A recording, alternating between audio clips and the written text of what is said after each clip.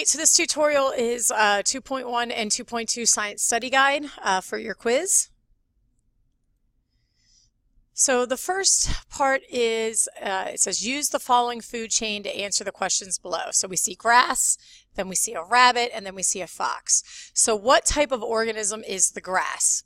The grass is the producer. Which animal is a herbivore or the primary consumer? That's the rabbit, because the rabbit's going to eat the grass, so it's a herbivore. What would happen to the population of rabbits if the population of foxes increased, and why? So if the rabbit population would decrease because foxes are the predator. So if we end up with more foxes, they're going to eat more rabbits, boom, boom, and the rabbits are going to go. Construct or draw a food chain using the description below, then label the producer, primary consumer, secondary consumer, and territory consumer. So here we have a food chain. We have the sunlight provides energy to the oak tree. The oak tree will eat nuts from the tree. The squirrel will take the nuts. The snake will take the squirrel, and the owl eats the snake. So we have our sunlight, which goes to the oak tree, which becomes the producer. The producer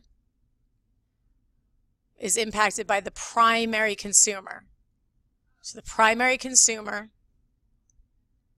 eats from the oak tree. The secondary consumer eats the primary consumer. And the territory consumer eats the secondary consumer. So it kind of builds up. Starting with the sunlight, that's your energy, which creates the tree, which is the producer, creates the first consumer, which is your primary consumer, then your secondary consumer, and then your territory consumer. Using the food chain from question 2, fill in the energy pyramid using the following terms. So here we have the owl, the squirrel, the snake. The oak tree, the squirrel, the snake, the owl. So again, following this. So which animal has the most amount of available energy? The oak tree. Which animal has the least amount of available energy? That's your owl, because it goes up through here. What percentage of energy is passed on up to the trophic level? So it goes from 90 or 10%. So it's 10% of the original energy ends up going to the owl. Which energy level has the least available, so has the smallest population? That is your owls. So least energy available, it's your owls. All right, use the food web below to answer the questions. So we have a mouse, we have some sort of bird, we have a rabbit, we have our grass, we have our grasshopper, we have our snake, and then we have a eagle. So what is the producer? The producer is the grass. The energy feeds the grass grows. That's your producer. Primary consumers. In this scenario, there's 3 primary consumers because 3 different things will eat the grass. So the grasshopper, the rabbit, and the mouse are your primary consumers. So next we look for our secondary consumers. So now we're looking for things that get eaten, or things that will eat our primary producers. So we have the snake will eat the bird. The snake will also eat a mouse, will also eat a grasshopper. The mouse gets eaten by the bird. Now, what are the territory consumers? The top consumer, that's this guy. That's the eagle, because the eagle will eat all of them. So it kind of looks like you have your small, medium, and large. So it starts with your producer, that's your grass, and then you get your small predators, which are your primary predators, then your medium predators, and then your large predator. But it goes producer, primary consumer, secondary consumer, and then territory consumer. So your producer, it makes their own food from the sun. So algae, bacteria, tree, grasses. So they produce their own energy from the sun. Producers. Consumers eat others for energy. So rabbits, fox, pigs, they consume things that in order to get their energy. A herbivore is a consumer, but they only eat plants. So a cow, rabbit, caterpillar. An omnivore is a consumer. They eat both plants and animals. So pigs, bears, animals. So omnivore. Pigs, bears, and humans. Carnivore only eat meat, only eat flesh. That's your hawk. That's your eagle. A decomposer breaks down dead things for energy and then releases them into the soil. Fungi and bacteria are decomposers. So they'll break down dead things, which leaves energy. Food chain is the simple flow of energy from one organism to another. So from the sun to the grass to the rabbit to the fox.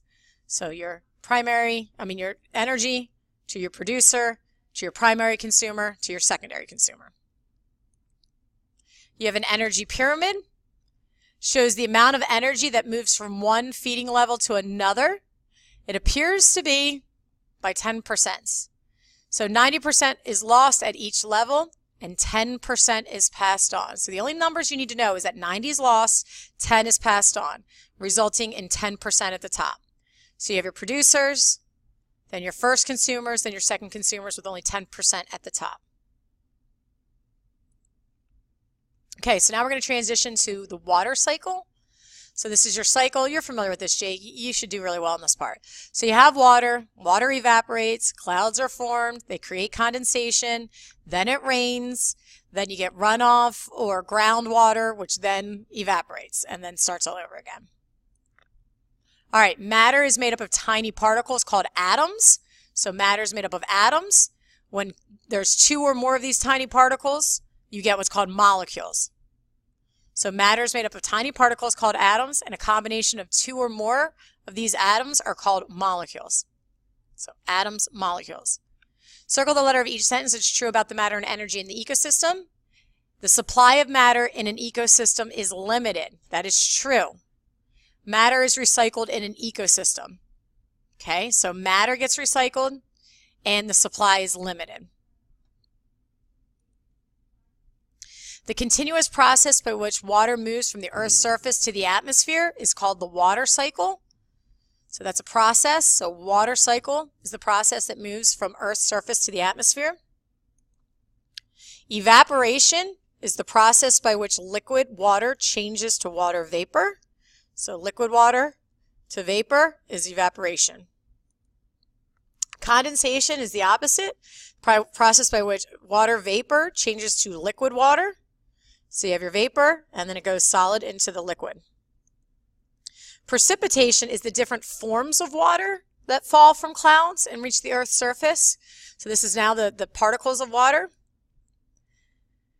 Now this sentence is true or false. The energy for evaporation comes from the sun. That is true. That's why when the sun comes up, the rain on the ground dries up. The process which results in the formation of clouds, we call that condensation. So condensation is the process that results in the formation of clouds. List 4 forms of precipitation. Rain, sleet, that's that icy, watery mix. Snow, we obviously know what snow is. And then hail are those hard ice balls that fall. Is the following sentence true or false? Carbon is not necessary for life. That's false. Okay? Carbon provides food or sugars. So we do need carbon. Just like we need water.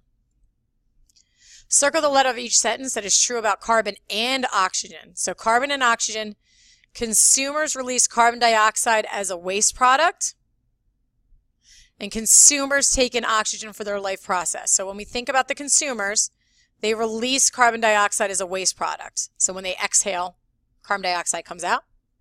And then consumers take in oxygen in order to live. So a consumer will breathe in the oxygen and then release out. All right, this appears to be some sort of cycle. So we have this horse here. The horse breathes in oxygen. The horse breathes out carbon dioxide. Carbon dioxide gets breathed in by the tree, and the tree releases oxygen. So that's how that works. It's our cycle. Is the following sentence true or false? Most organisms use nitrogen directly from the air. That's false.